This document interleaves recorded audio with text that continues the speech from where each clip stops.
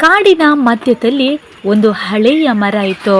ಅದರ ಮೇಲಿನ ದಟ್ಟವಾದ ಕೊಂಬೆಯಲ್ಲಿ ಮೈನಾ ಹಕ್ಕಿ ತನ್ನ ಪುಟ್ಟ ಮಕ್ಕಳೊಂದಿಗೆ ವಾಸಿಸ್ತಾ ಇದ್ಲು. ಒಂದಿನ ಗಗನದಲ್ಲಿ ಕರಿಮೋಡಗಳು ಕಣ್ಮುಚ್ಚಿದಂತೆ ತುಂಬಿದ್ವು. ಭಾರೀ ಮಳೆಯಾಗತೊಡಗಿತು.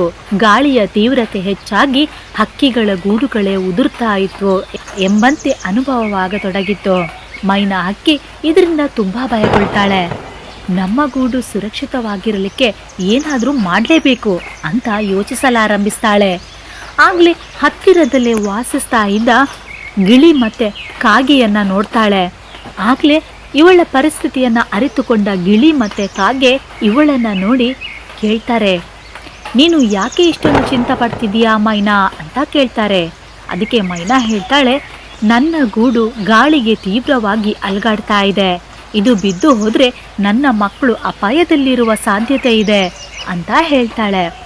ಅದಕ್ಕೆ ಕೂಡಲೇ ಕಾಗೆಗೆ ಒಂದು ಯೋಚನೆ ಬಂತು. ನಾನು ನಿನಗೆ ಸಹಾಯ ಮಾಡ್ತೇನೆ ಅಂತ ಹೇಳ್ತಾನೆ. ತಕ್ಷಣವೇ ಮರದ ಕೊಂಬೆಗಳನ್ನು ಎಲೆಗಳನ್ನು ಸೇರಿಸಿ ಒಂದು ಗಟ್ಟಿಯಾದ ಗೂಡನ್ನು ಕಟ್ಟಿಕೊಡ್ತಾರೆ. ಈಗ ಗಾಳಿ ಇದನ್ನ ತಳ್ಳಲಾರದು ಅಂತ ಹೇಳ್ತಾರೆ. ಮಳೆನೂ ಬಂತು, ಗಾಳಿನೂ ಜೋರಾಗಿ ಬೀಸತೊಡಗಿತು. ಆದರೆ ಗೂಡು ಸುರಕ್ಷಿತವಾಗಿತ್ತು. ಮೈನಾ ಹಕ್ಕಿ ಕಾಗೆ ಮತ್ತು ತುಂಬ ಕೃತಜ್ಞತೆಯನ್ನ ಹೇಳ್ತಾಳೆ. ನೀವು ನನಗೆ ದೊಡ್ಡ ಸಹಾಯವನ್ನೇ ಮಾಡಿದ್ದೀರಾ, ನಾನು ಈ ನಿಮ್ಮ ಉಪಕಾರವನ್ನ ಮರೆಯೋದಿಲ್ಲ ಅಂತಾಳೆ. ಈ ಕಥೆಯ ನೀತಿ, ಒಳ್ಳೆಯವರು ಮಾಡುವ ಸಹಾಯವನ್ನ ನಾವು ಎಂದಿಗೂ ಮರೆತರೆ ಆಗದು. ಕೃತಜ್ಞತೆ ಮತ್ತು ಸ್ನೇಹ ನಮ್ಮ ಬದುಕನ್ನು ಸುಂದರವಾಗಿಸ್ತದೆ.